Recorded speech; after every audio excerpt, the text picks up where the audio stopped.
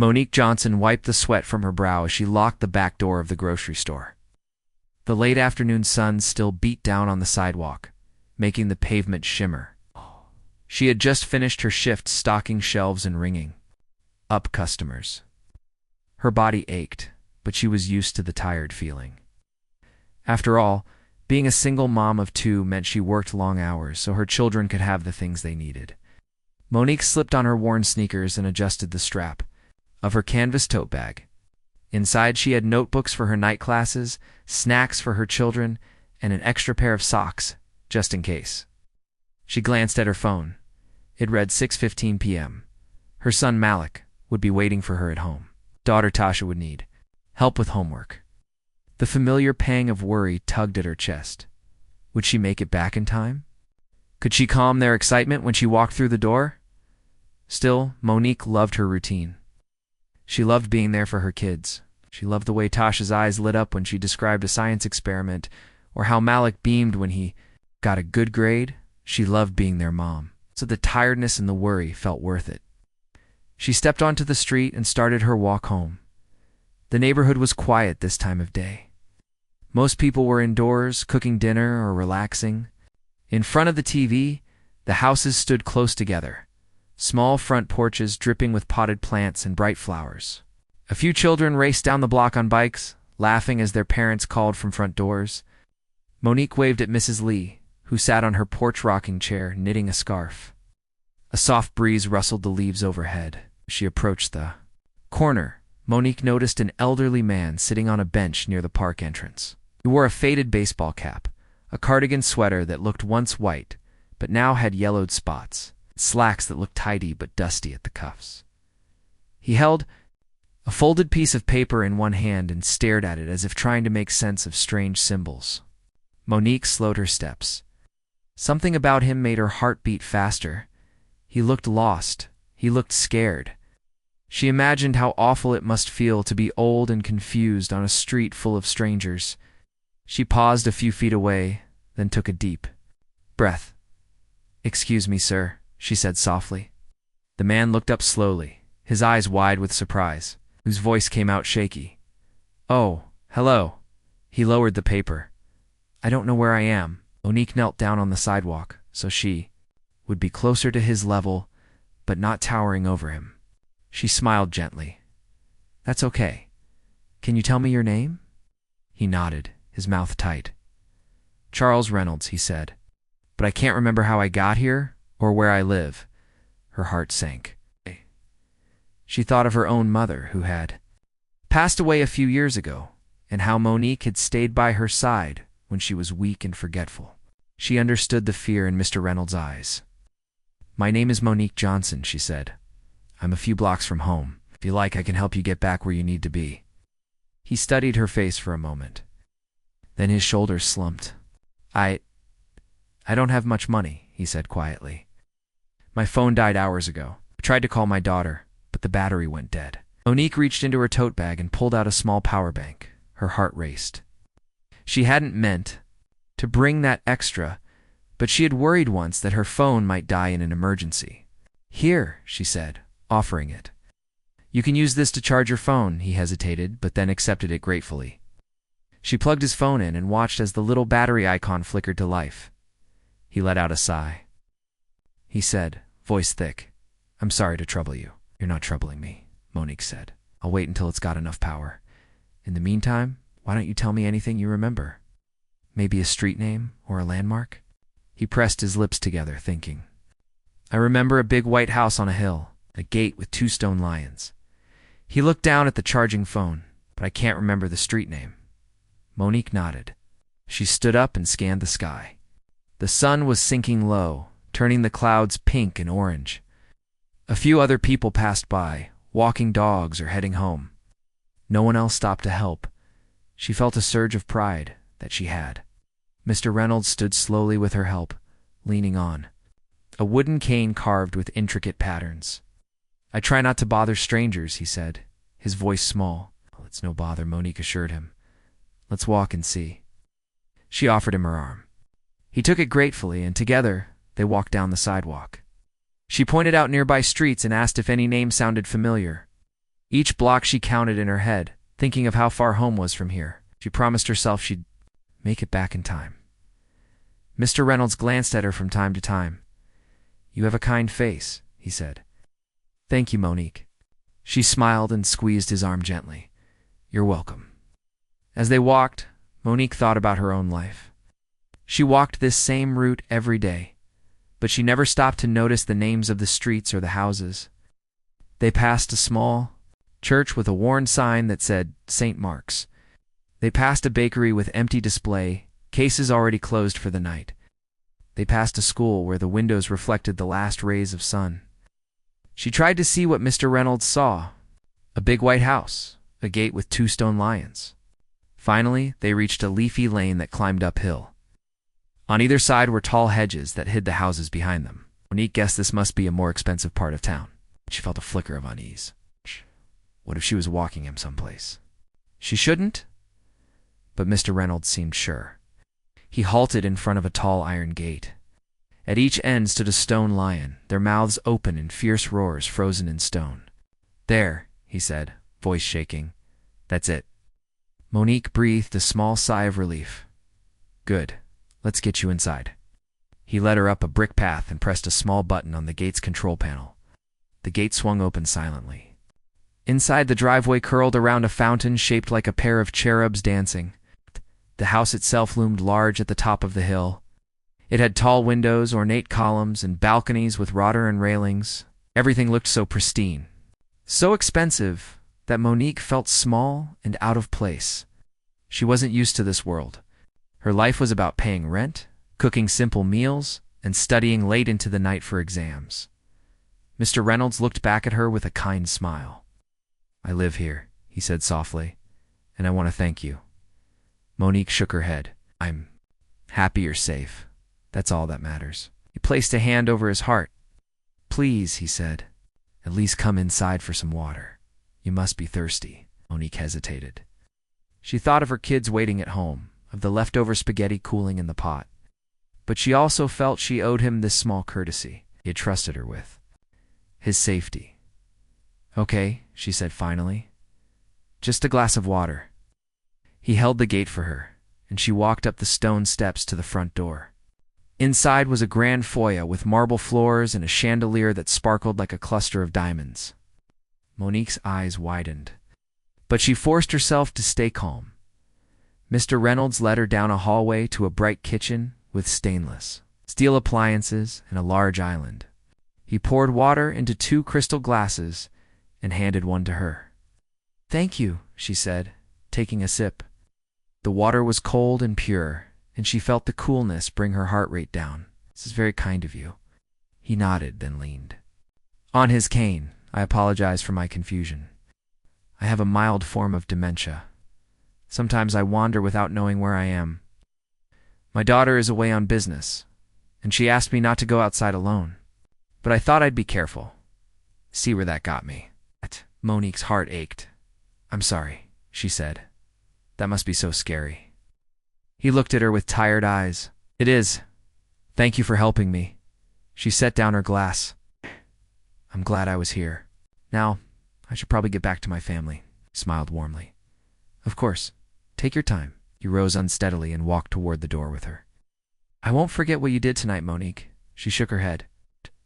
"Care, Mr. Reynolds?" He pressed a button on a small intercom by the door. A soft click. Then the front door opened, and Monique stepped back onto the stone steps. She waved as he closed the door behind her. Outside, the sky had turned dark blue, and stars peeked through the clouds.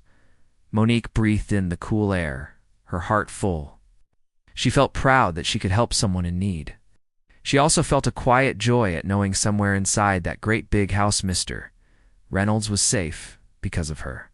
She turned and walked back down the path, down the hill, and toward home. Each step brought her closer to her 2 children, who would be waiting under dim hallway lights for their mother. She thought of how she would tell them the story, how their eyes would shine with wonder. For now, though, she just walked. And as she walked, she carried with her the warmth of knowing that a simple act of kindness could change someone's night, and maybe even her own life forever. Monique felt the weight of the night on her shoulders as she guided Mr. Reynolds along the uneven sidewalk. The streetlights flickered on, casting long shadows between the rows of houses. Her body, still aching from the day's work, protested each step, but she refused to stop. She thought of her 2 children waiting at home, Malik, eager to show her his latest drawing, and Tasha, clutching her math book, ready for her mother's help. If she hurried, she might make it back in time. For their bedtime stories, Mr. Reynolds shuffled beside her, gripping his cane and Monique's arm for support. Every now and then, he stopped to peer at the street signs, but the names meant nothing to him. Monique patted his shoulder. "We're almost there," she said, though in truth she wasn't sure. She only knew they were heading uphill toward the grand houses she'd noticed earlier. She decided to talk. Silence could be heavy, especially for someone confused and alone. "You mentioned a gate with stone lions?" she asked. Mr. Reynolds nodded, rubbing his palm over a small silk handkerchief in his pocket. "Yes," he said. "Right. It was the lions that stayed with me. I remember the cold stone under my fingertips." He paused, a distant look in his eyes. "It was my wife's favorite place. She loved that house." Monique swallowed hard. She imagined the pain of forgetting places filled with memory.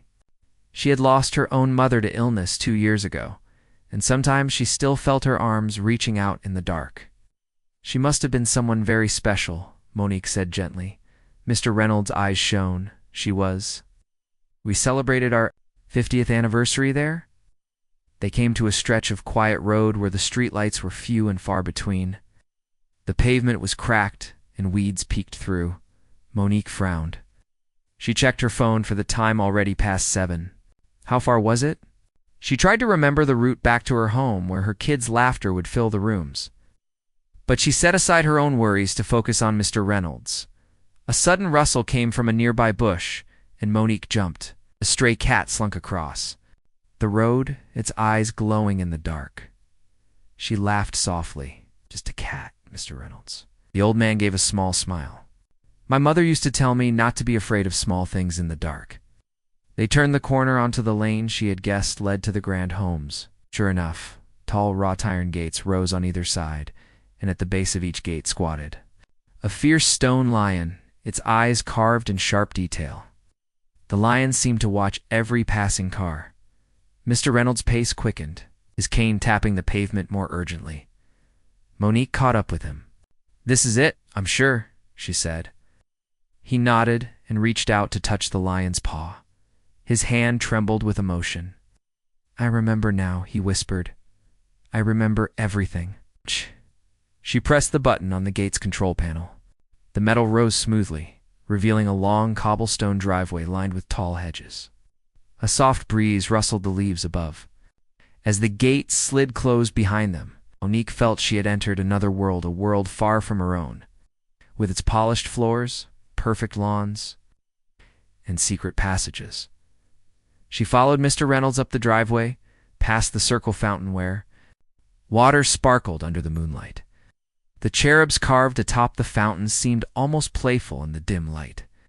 Monique wondered how many times Mr. Reynolds and his wife had stood there, hands clasped, celebrating milestones. At the top of the drive, a grand townhouse rose in front of them.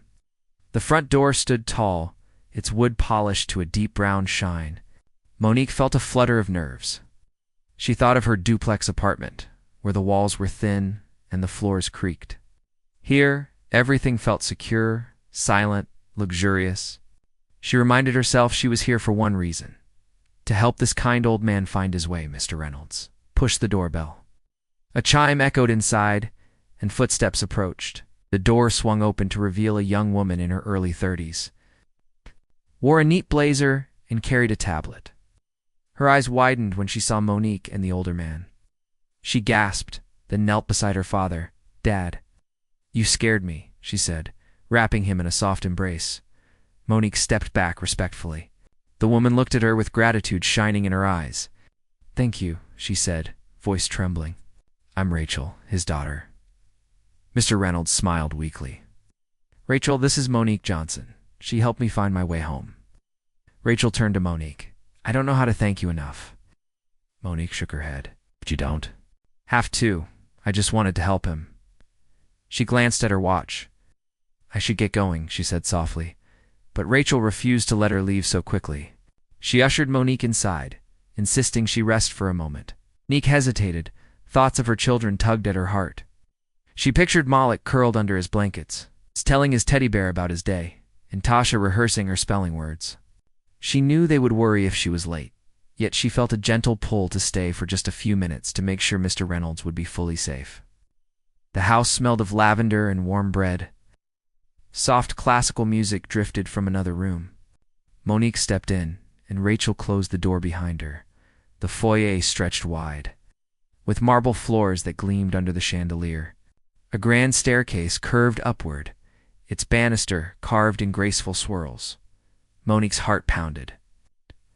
She thought of her own small hallway at home, where shoes piled by the door, and a single lamp lit the room.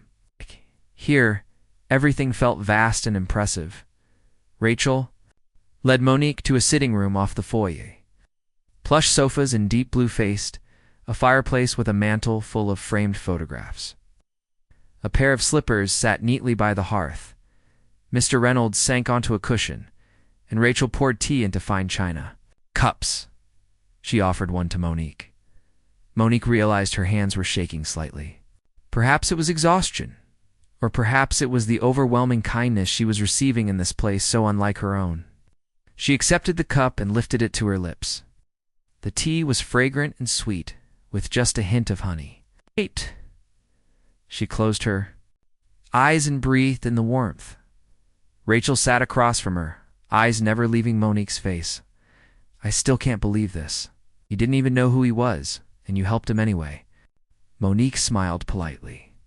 He was just a man who needed help. Anyone would do the same for me. Rachel leaned forward. Not everyone, you're special. She opened her tablet.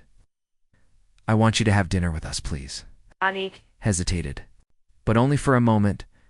She thought of the long walk home, the dark streets, and the worry in her children's eyes if she was late. But she also thought of the generosity in Rachel's offer. A warm meal, a safe place to sit, kindness in a world that often showed little. All right, Monique said softly. Just dinner, though. I really need to get back. Rachel beamed. You'll stay the night if you want. We have a guest room ready. Monique shook her head gently. Can't, my kids. She trailed off, but Rachel understood. They moved to the dining room, where a table was set with polished silverware and a crisp white tablecloth. A roast chicken sat at the center, surrounded by bowls of steaming vegetables and warm bread. Mouth watered, remembering her last supper at home, instant noodles eaten over the sink so she could save time. Mr. Reynolds tapped his glass. To Monique, he said, she saved my night. Rachel poured everyone a glass of juice, and they raised their cups. Monique felt a warmth in her chest. She took a bite of chicken, her eyes widening at the rich flavor. The potatoes were soft and buttery, the vegetables crisp and sweet. She closed her eyes, savoring each bite as if it were a rare gift. As they ate, conversation flowed. Rachel asked about Monique's life, her children, her studies. Monique spoke of her nursing classes, her dream of helping people, her fear of failing her exams and disappointing her kids. Rachel listened intently, then offered to help. We have a tutor who volunteers, she said. I'd be happy to introduce you. Monique felt tears prick her eyes. She blinked to keep them back. Thank you, she whispered. But you don't have to do that. Rachel smiled. I want to. You deserve it. Mr. Reynolds reached across the table and squeezed Monique's hand.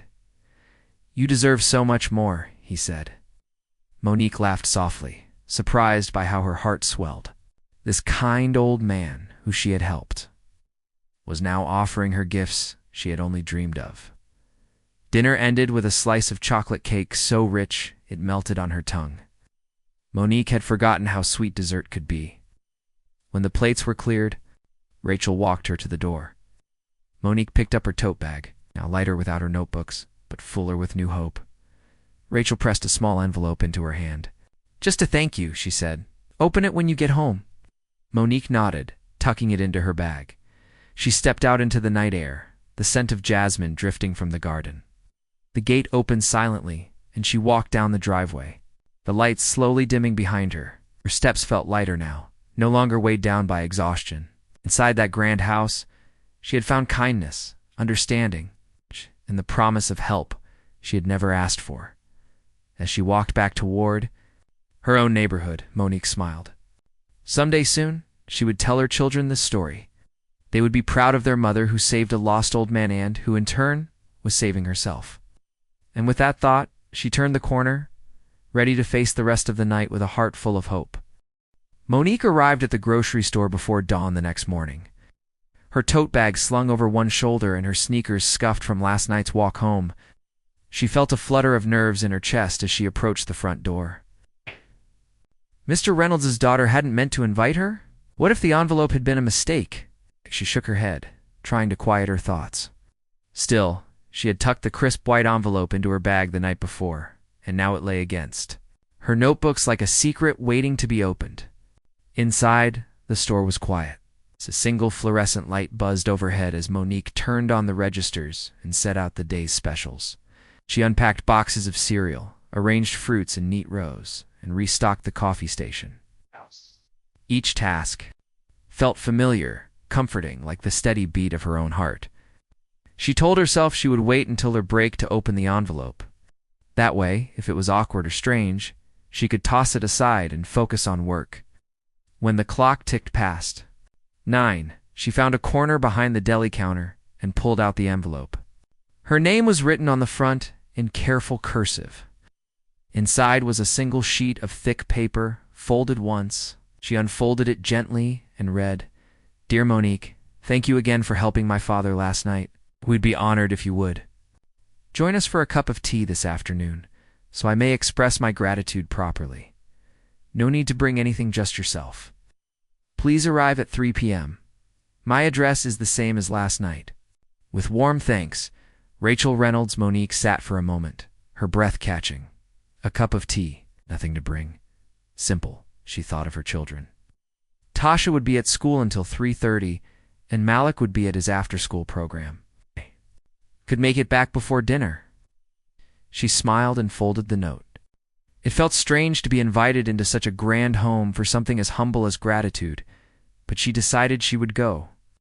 At home that evening, Monique buzzed through chores faster than usual. She cooked spaghetti and meatballs, helped Tasha with her spelling words, and tucked Malik into bed with a quick bedtime story.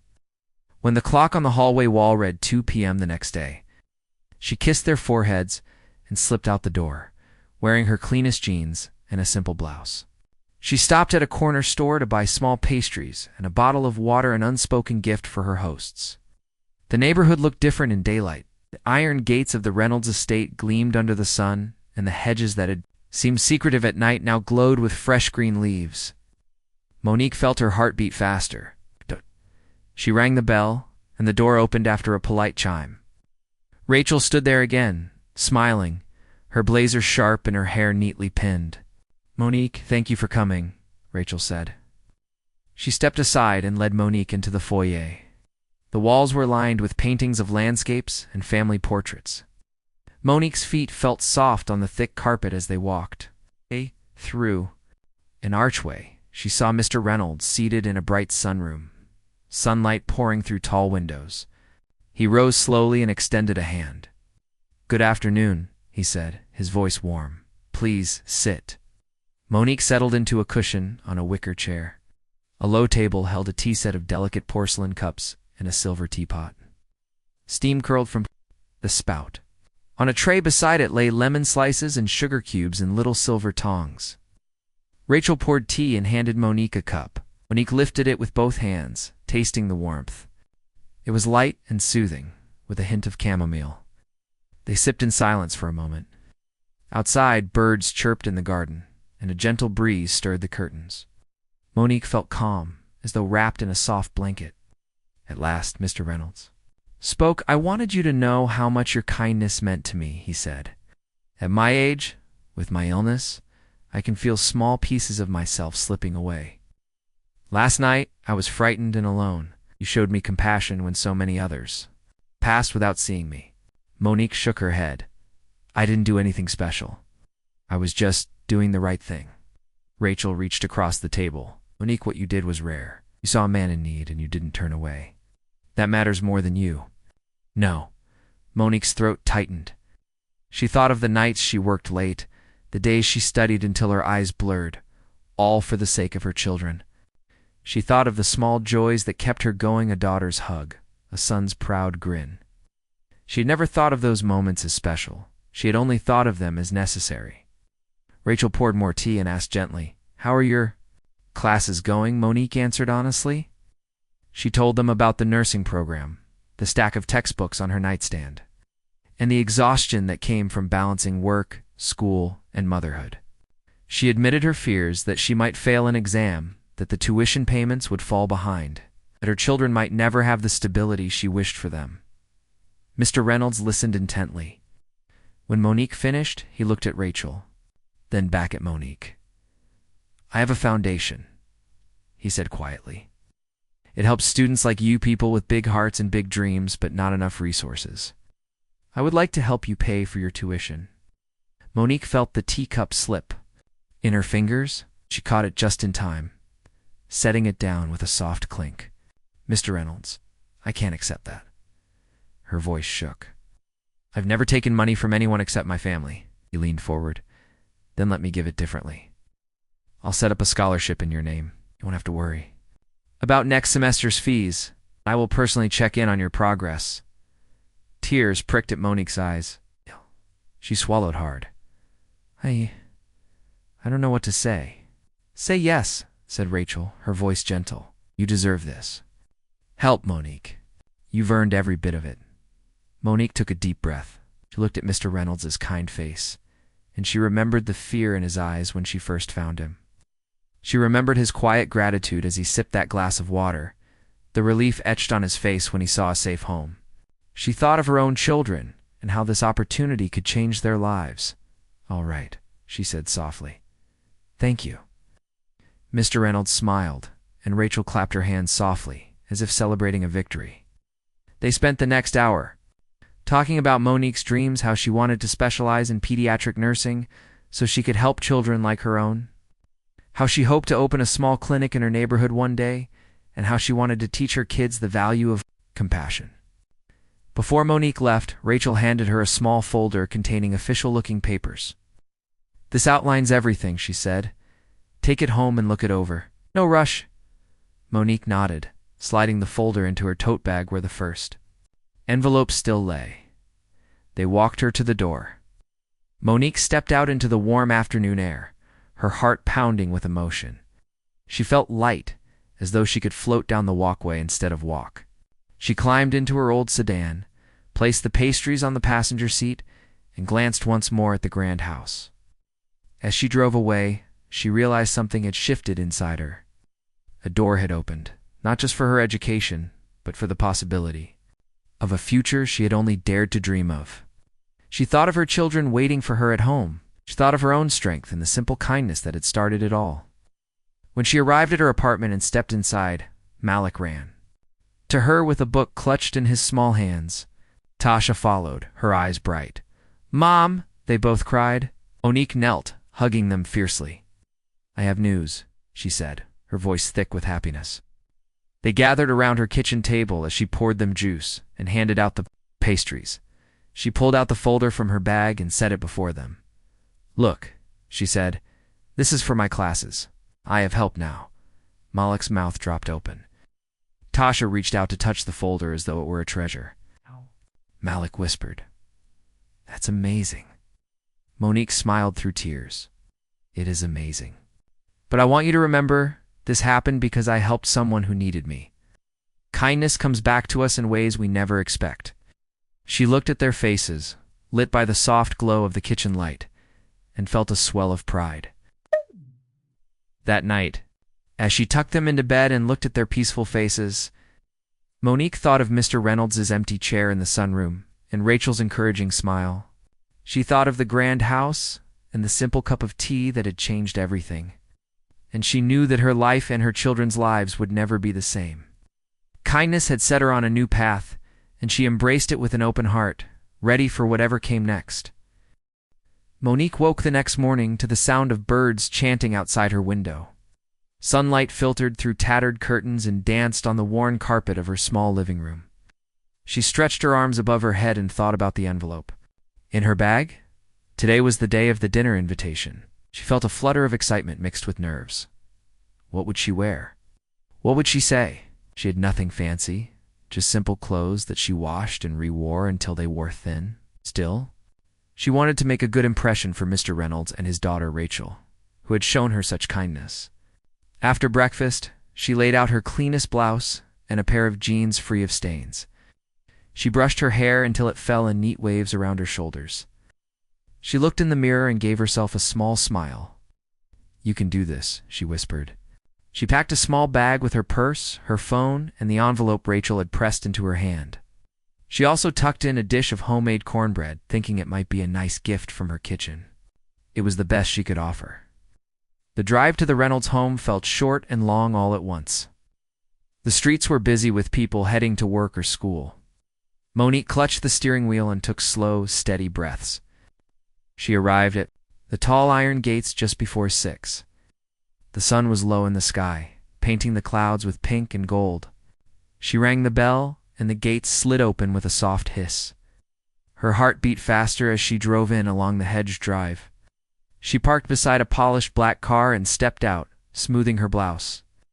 Rachel greeted her at the front door, her blazer crisp and welcoming.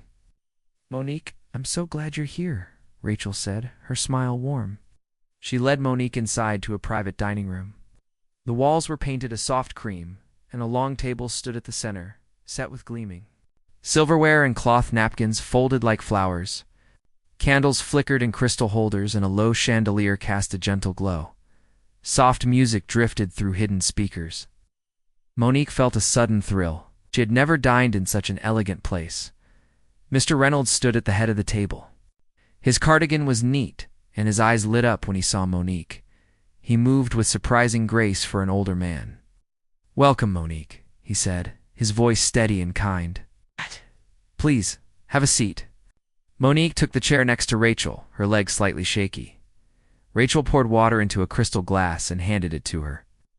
Monique took a sip and felt the cool water soothe her dry throat. They began with light conversation. Rachel asked about Monique's children, how old they were, what they liked to do. Monique spoke of Malik's love of drawing and Tasha's fascination with stars. She described how she worked 2 jobs and attended night classes in nursing, her voice honest and steady. Mr. Reynolds listened attentively, nodding, his hands folded on the table. Monique noticed the way he watched her, as if weighing each word, and she felt both nervous and valued. The first course arrived, a simple salad of fresh greens, cherry tomatoes, and a light vinaigrette. Monique had not eaten salad in a long time, at least not one so crisp and flavorful. She savored each bite, grateful for the care that went into the meal. As she ate, Mr. Reynolds cleared his throat. "Monique, I have something important to tell you," he said, his tone gentle but firm. Monique paused, her fork halfway to her mouth. "I'm not just a private citizen," he continued. "I am Robert Reynolds, CEO of Reynolds Technologies. I own the company that invented many of the medical devices used in hospitals today." Monique's eyes widened. She had known of Reynolds Technologies through ads she had glanced at on buses and billboards, but she never imagined she would meet its head. She felt her face flush. Mr. Reynolds smiled kindly.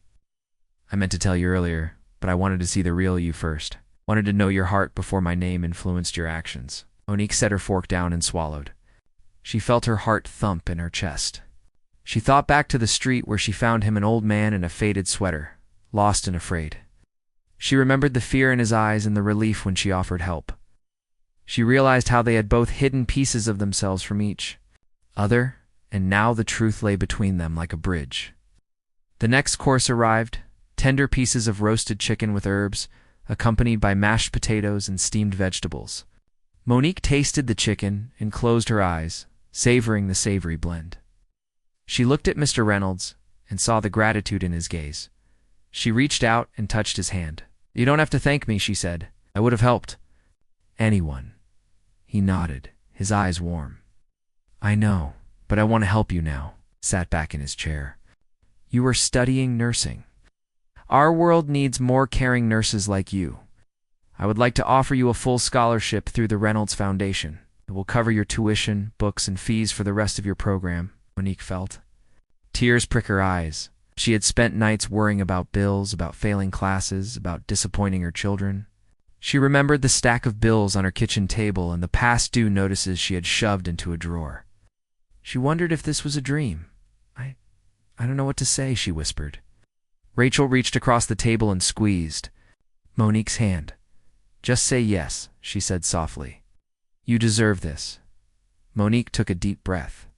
She closed her eyes for a moment and pictured Tasha's smile. Malik's proud hug, her own tired but hopeful face in the mirror. She imagined herself wearing a nurse's uniform, helping children, saving lives. She realized how much this meant, not just for her, but for her family and community. All right, she said, her voice strong. Yes, please. She opened her eyes and saw their smiles light the room. Mr. Reynolds nodded. It's settled then, he said. We will take care of everything. They moved on to the final course, a delicate fruit tart, sweet but not too heavy. Monique ate slowly, feeling gratitude fill her. Conversation turned to her dreams beyond. Nursing school, how she wanted to open a free clinic for low-income families, how she wished to teach her children to give back. Mr. Reynolds and Rachel listened and offered ideas and resources. Monique felt as though she had a team behind her now, people who believed in her dreams. After dessert, Mr. Reynolds stood and walked Monique to the foyer. He pressed a button on a small console, and a hidden door opened to reveal a small library. Shelves of books lined the walls, and a desk stood in the corner with a leather chair. This is my private office, he said. He handed Monique a thick envelope. These papers outline the scholarship agreement and list the contacts who will assist you. Take them home, read them, and let us know if you have questions. Monique accepted the envelope with both hands. She felt its weight and knew it held her future.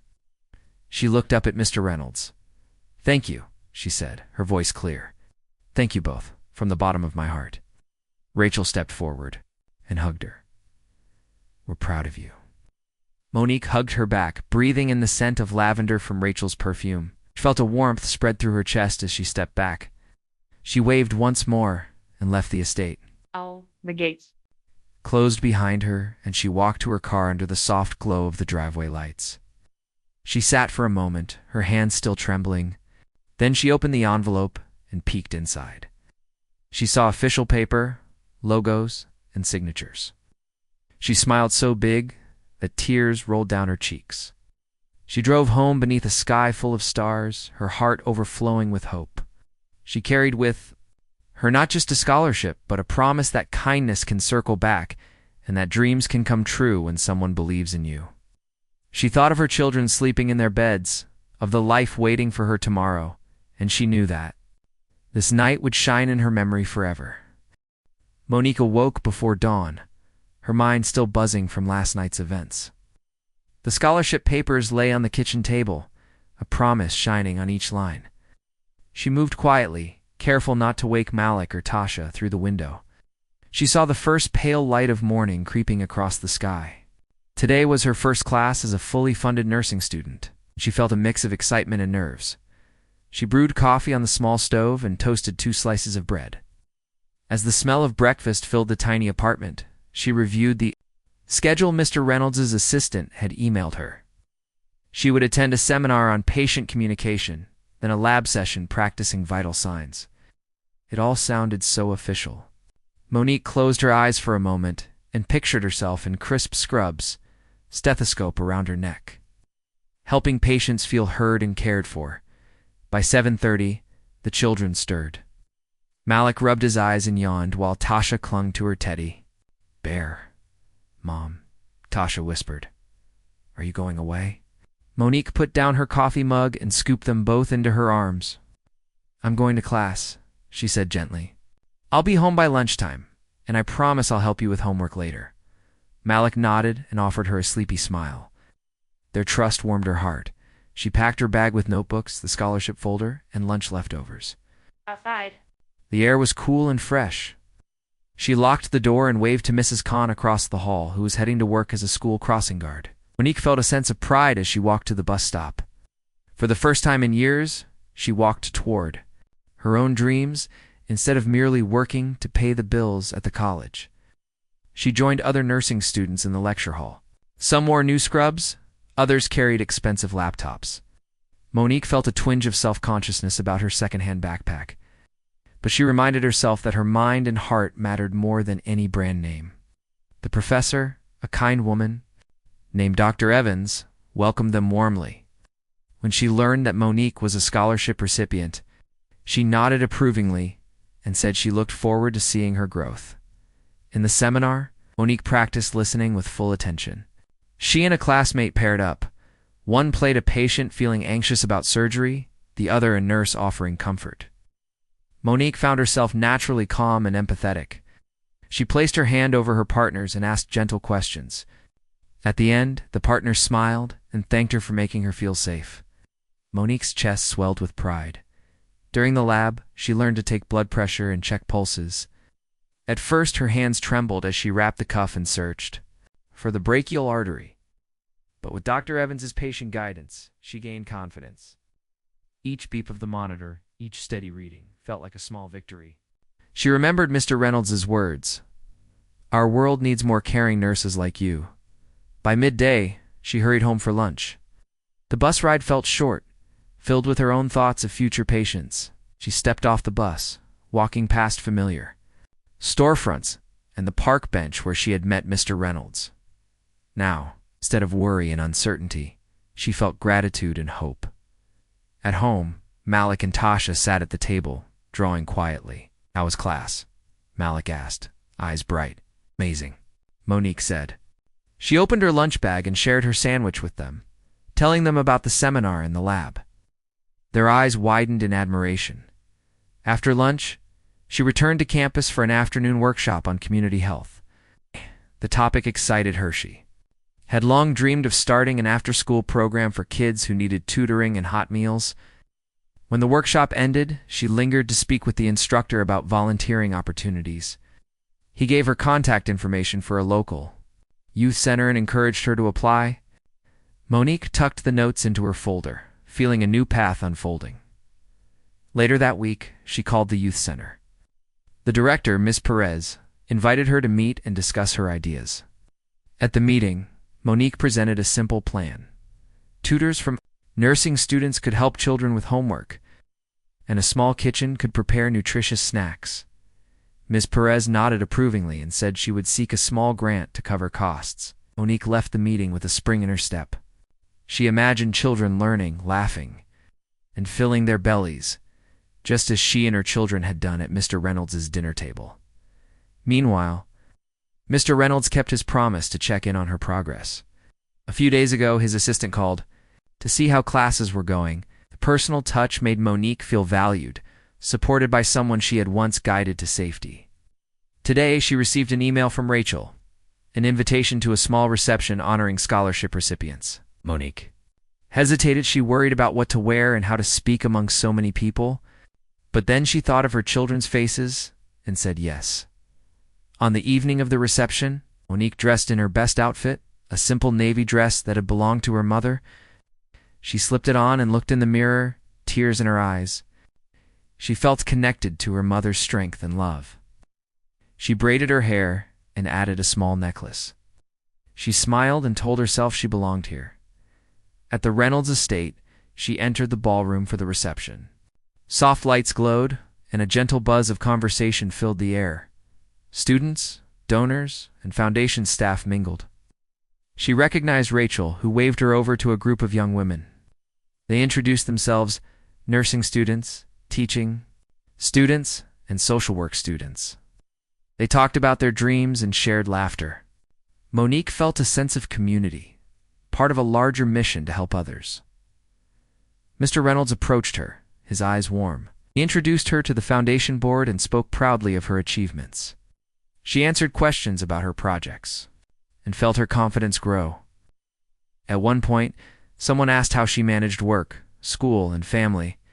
Monique spoke honestly about long nights and early mornings, and about the kindness that sparked it all. She said a simple act of compassion changed my life. And now, I want to pass that kindness forward. After the reception, Monique returned home late. Malik and Tasha waited in the living room, yawning but smiling. They hugged her tightly. "Mom, you're so brave," Tasha said. Malik nodded. "And you smell like cake." Monique laughed and kissed them goodnight. As she tucked them into bed, she thought of the journey from that night in the park to this moment. The next morning, she arrived at the youth center with boxes of books and board games.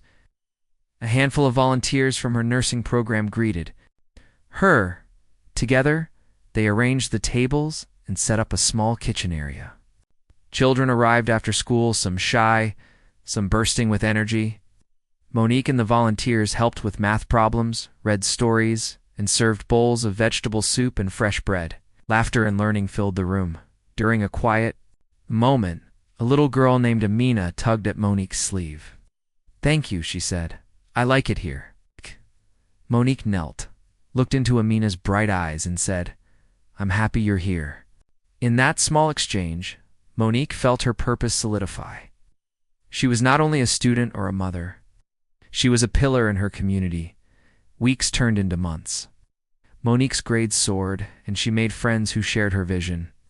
The youth program grew, adding art classes and mentorship sessions. Mr. Reynolds visited once, bringing supplies and praising the volunteers.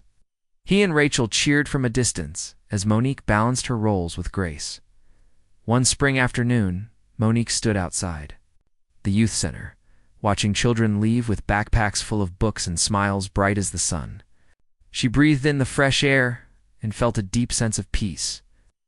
Her life had transformed because she saw a lost old man and chose to help him. In return, he believed in her dreams and gave her wings. As she walked home, she thought of her small apartment now filled with textbooks and children's drawings. She thought of her proud mother's necklace resting against her heart.